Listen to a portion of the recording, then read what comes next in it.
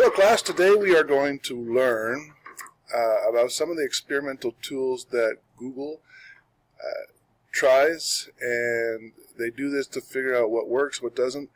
And in addition to Google, they also let other programmers create integrations, which are things that work in conjunction with your Gmail address or other programs to help make your experience a little better and to help you out in terms of organization or productivity. So we are going to take a look at these. The first step is to log on to your Gmail account, and then we're going to go up here to the gear box, the settings button. Click on that, and you're going to come down to click on settings. From here you'll notice that there's a lot of different options up here. You have labels, which we've already learned about in several lessons ago. You can customize your inbox and create different folders to organize yourself, your inbox.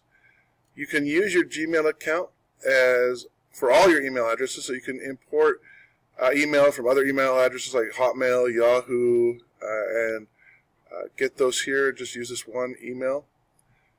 We've learned about filters.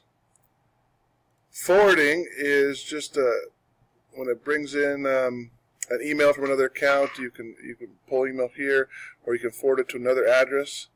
Chat, we've been working with that, and we've been improving with our chat. Labs is where we want to go, and you'll see here it says Gmail Labs, some crazy experimental stuff. Now these labs can change, they can go away, they can come back, they can be updated.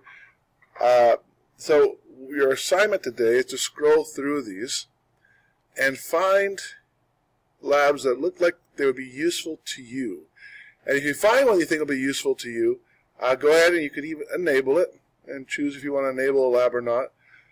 But find the three that you believe are most useful and write a little bit about them. And if you see here on the lesson plan or in your instructions, you should write what their purpose is or what they're for. How do they work? So if you need to enable it to figure out how it works for a second, then disable it, you can do that.